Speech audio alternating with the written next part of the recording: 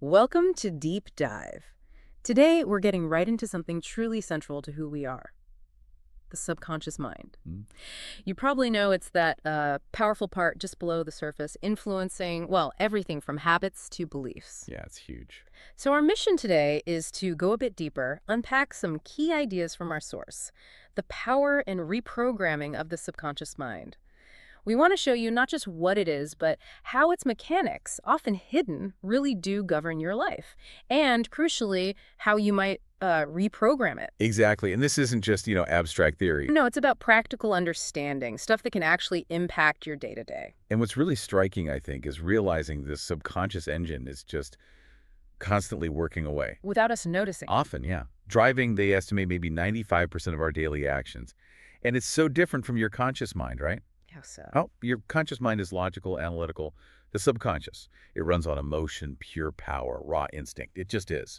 Okay, so let me see if I've got this right. It's like this massive hidden storage room for everything we're not actively thinking about right now. That's a great way to put it. Yeah. And it's somehow quietly running the show behind the scenes for so much of what we do and feel. Precisely.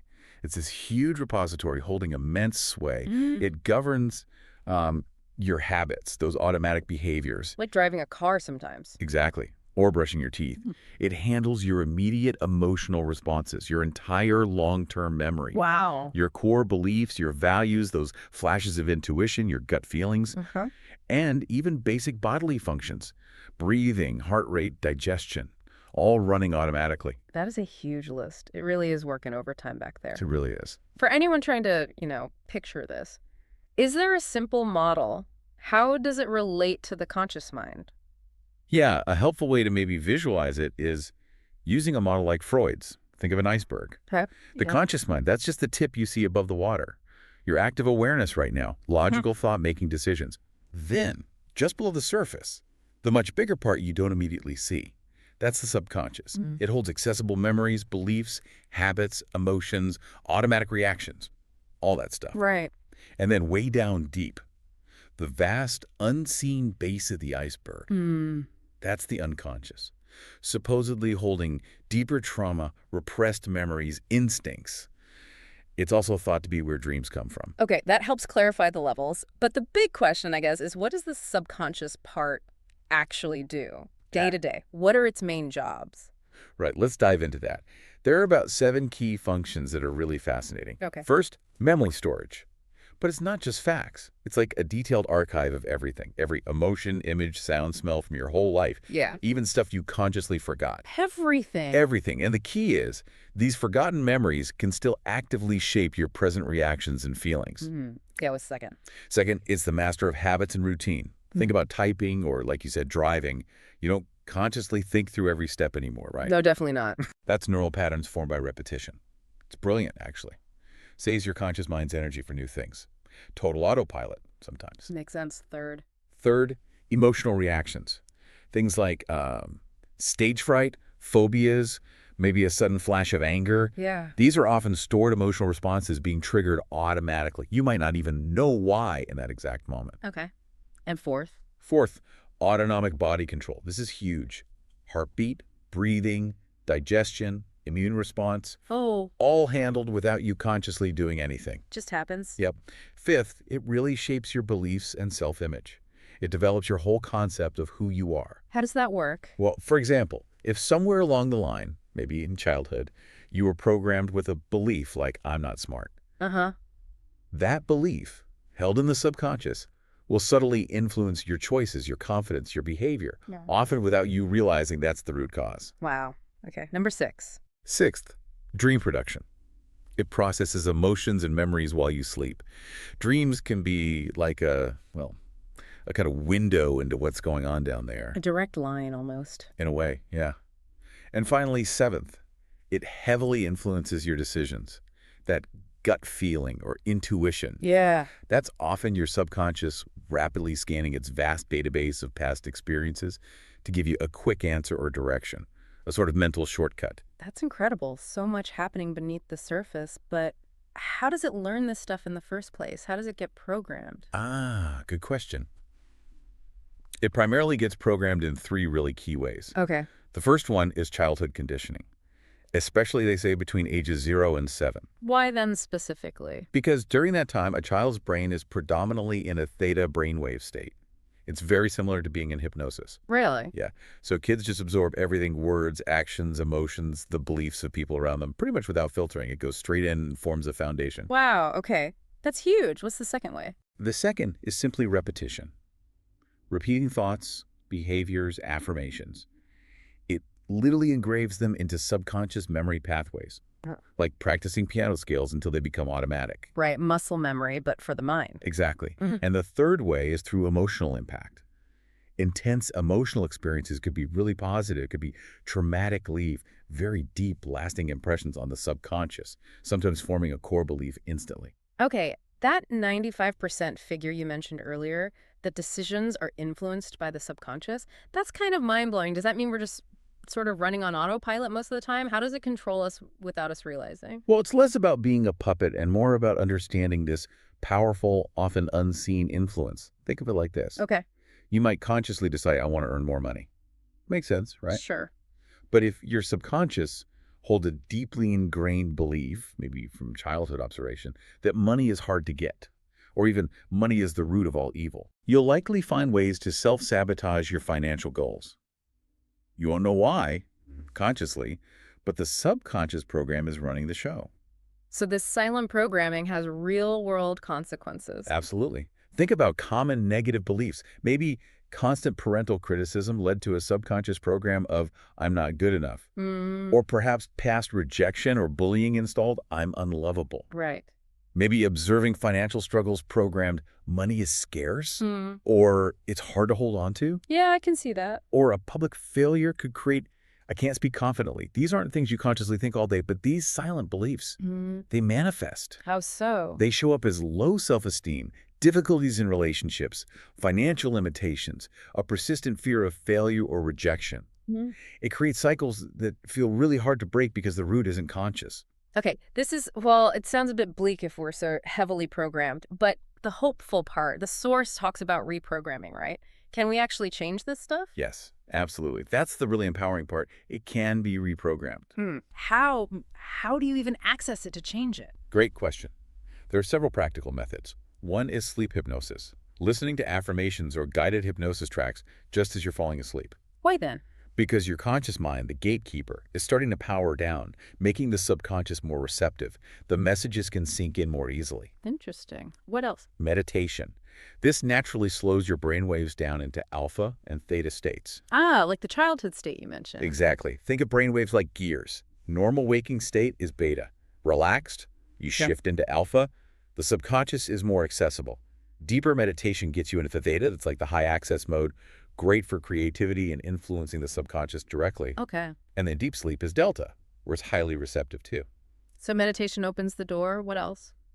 Journaling can be surprisingly effective. Writing down feelings, noticing patterns, repeating thoughts. It helps bring those hidden subconscious beliefs up to the surface where you can see them. Makes sense.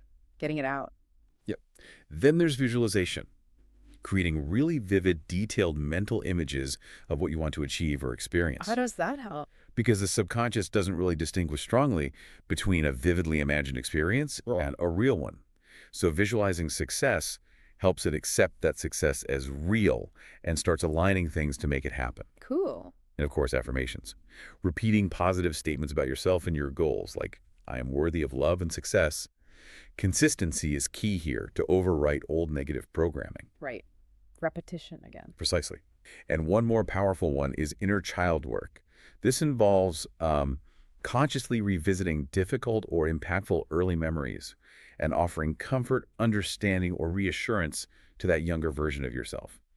It helps heal old emotional wounds stored in the subconscious. That sounds deep. And how does all this reprogramming connect to, say, healing in a broader sense? Well, what's really profound is realizing the subconscious holds more than just habits or beliefs.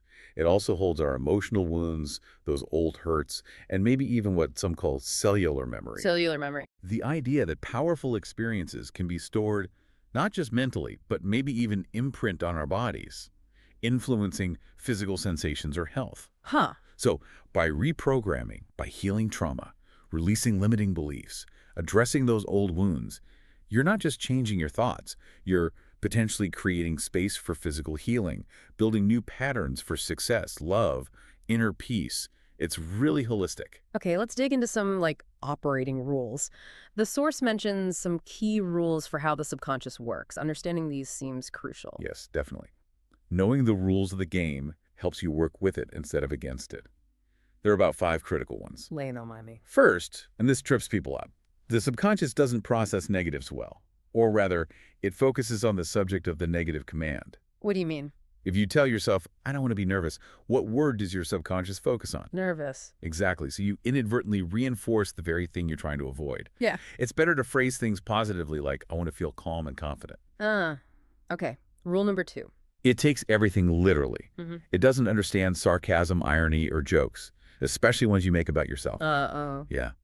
If you jokingly say, oh, I'm so stupid, your subconscious just logs stupid. It doesn't get the joke.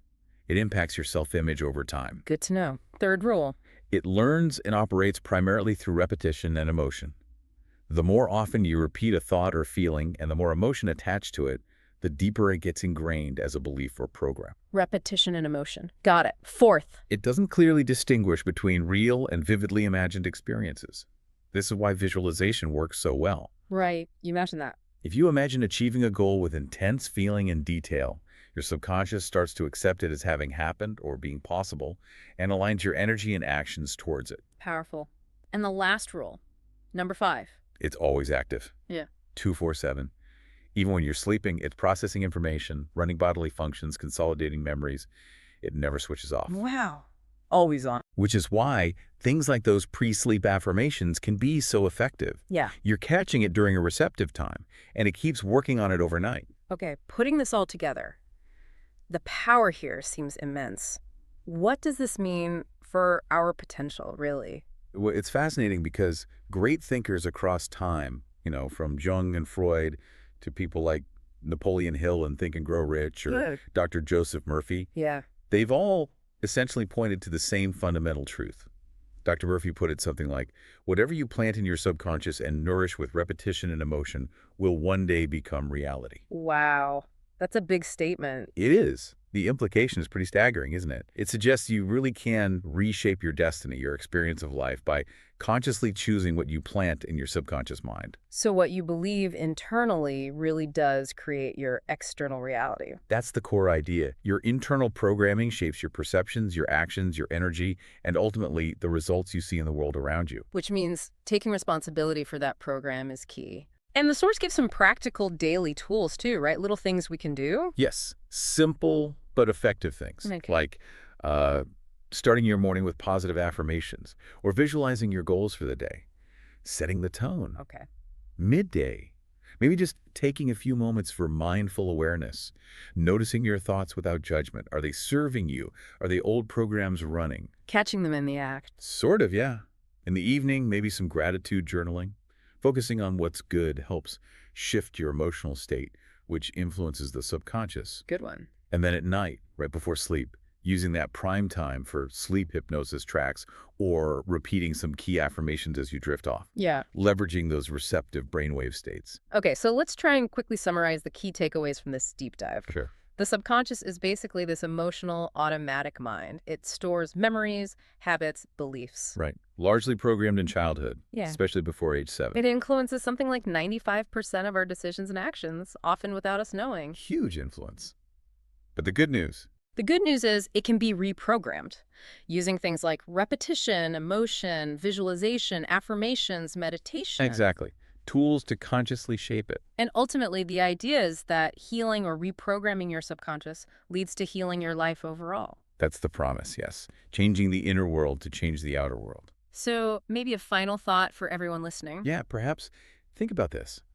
Consider just one small belief you hold about yourself. Maybe something seemingly minor like I'm bad with names or I'm not creative. Okay. Where might that have come from? Could it be subconscious programming?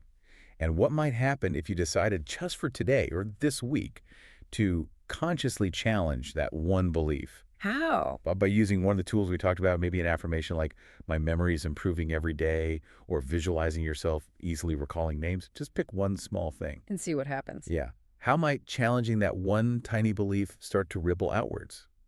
What other possibilities might open up if that one piece of programming starts to shift? Just something to ponder. That's a great takeaway. And for anyone wanting to explore this further, the source highlighted some excellent books. Yes, classic reads in this area. The Power of Your Subconscious Mind by Dr. Joseph Murphy, Think and Grow Rich by Napoleon Hill. Uh-huh.